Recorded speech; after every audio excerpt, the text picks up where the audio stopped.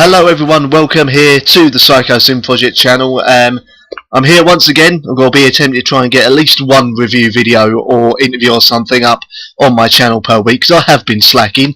Anyway, today I'm going to be reviewing the new EP by Canadian metalcore group Fayne, and this is their new EP. If I can get it in screen, it's called Queen of Kings. So let's get the ball rolling. The first song on the album is the title track, Queen of Kings. This starts with a nice sort of fade in before the track explodes with a low end scream from the vocalist. Backing this up is a nice sort of chuggy riff to kick the song off. This moves into a very soaring chorus, as typical with metalcore. For some reason the singer's clean vocals seem to remind me of the lead singer of Seven Dust. I don't know whether they'll take that as a compliment or not, but very, very fantastic singing there. That almost made sense. And then this goes into a slightly gent style riff, not obviously full on gent style, but it just reminded me a little bit of a slight Meshuggah riff, keeping the song from being just another run of the mill metalcore song that you've heard a million times before. This then goes into clean vocals, which at one point in the song they get slightly buried beneath the guitar solo that's playing, and the actual main riff as well, but you can just hear it almost well enough. And then the heavy vocals kick back in. Then you get to the middle eight, which has a victorious sounding sort of middle eight, slightly reminded me a little bit of the kind of power metal that say Sabaton does. This goes into a moody style sort of instrumental part. Then the song kicks back in with the heavy vocals, but along with the really heavy riff there's sort of an ethereal sounding backing guitar before the song just sort of comes to a sudden unexpected stop. All in all, quite a good way to kick off the album. Coming up next is the song Believers. The next song on the EP is called Believers, and this fades very quickly into a very thrashy, almost Slayer-like riff. During the song there's some very militaristic even style drumming that slams the song into your head, so you get that riff stuck in there.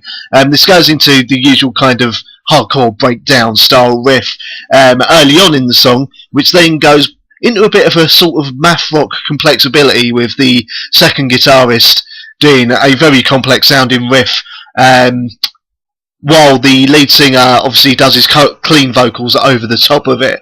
Halfway through the song they completely change the riff. It goes into something a little bit more complex, instead of the thrash style they were doing earlier on in the song. Again, this goes into a chuggy, catchy style riff with the clean vocals being sung over again near the end of the song. Then once we get to the last minute of the song, this goes into again the beatdown riff from earlier, with some of the fine guitar playing from the second guitar player again. The song then ends in a way that segues nicely into the third song. The next track is Isonic Flight. Not really much to say about this track. It's a 2-minute sort of interlude track to prepare you for the last two tracks of the album, a kind of calm before the storm. The next track on the album is called, one moment, I will remember in a moment, it's called Concord. So let's get into it. The fourth track on the EP is called Concord. Now this one comes crashing in with an awesome riff and drumming, and straight away the band starts to mix things up with clean vocals this time over the guitars and the drumming, which is different from the rest of the EP where they started with screaming. And again, the riffing and the drumming on this track sounds kind of militaristic. God, I will one day get that word right. Every now and again, the second guitar is straying away from the main riff, into something a little bit more technical, while the singer switches from clean to heavy vocals throughout, just to vary things up. Halfway through, we'll reach a kind of beatdown that could very well set pits off everywhere when this is played live. In the very middle of the song, we cut down to a singular guitar that plays the riff, the main riff, and then the band crashes back in with the singer with the clean vocals over the top. This song comes across to me as one of the more anthemic style songs on the EP, and probably one of the more commercial, because it's definitely one that could quite easily get stuck in your head. At the end of the song, it goes into a slightly more upbeat, kind of more straightforward rock style riff. This provides a nice contrast to the rest of the EP, which is very straightforward, very thrashy, very kind of metalcore standard style riffing. All in all, a fantastic track. And now we shall go on to the last track of the EP. The final track on the EP is called Nomads Land. Now this starts off with a nice build up to the heavy style vocals again, being screamed right over the top, straight into your face. This has a nice driving riff again at the beginning of the song here, which gives away to another catchy riff, something this band seems to have a very, very good grasp of doing, unlike my grasp of the English language apparently.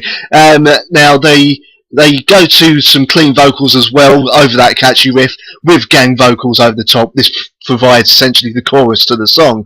There's guest vocals from someone called Carl Schubach. I do apologise if I've pronounced his name wrong. I don't know personally what band he is from, but he gives a kind of a nice contrast with his heavy vocals compared to the lead vocalist, Jovis Espinosa. Sorry, again, I apologise if I have screwed the name pronunciation up, with his sort of kind of heavy vocals and his clean vocals as well. In the middle, the song fades in, only to kick into a very nice beat down style riff to help build up the epic nature of this, again, this being the final track. This then breaks into just a backing guitar playing the main riff. Then, again, the band comes kicking back in with what can I describe as a kind of almost Meshuggah style heaviness, if you get what I mean, with the drums and the guitar perfectly synced while playing together, which may seem a bit of a silly thing to say, but it's probably about the only way I can really describe that. And then for the chorus shouts of Joseph, the singer, screaming, "Nomad, make your way back home." Again, I can see live this being something where the entire crowd screams it back at him as well, being a fantastic live sort of call and response situation. Song that continues building up in complexity and intensity, adding to the air of finality. Obviously, kind of fitting considering this is the final track to this EP. The band fades out, and for the last 43 seconds, we get the same sort of melodic, orchestral style intro that we had at the beginning of the EP to fade into the first track. All in all, a very good song. Now, the first thing I have to admit when we get to the conclusion for this track is that I kind of lost interest in metalcore about 2004, around the same time that Killswitch Engage were going a little bit emo, and every band started to sound kind of very similar with the kind of screaming vocals. Then you got the clean singing. Every band kind of melded into one sound, and got a little bit sort of boring and staid. Some bands tried to break out of that and become more kind of straightforward thrash, such as Shadows Fall. Killswitch Engage, I said, went a bit emo, which isn't my kind of thing. However, with releases like the last Killswitch album that come out with their original vocalist back, along with Motionless in White's last album, which to an extent you could call metalcore, and this EP by Fayne as well, I have to say this could very well get me back into listening to metalcore again.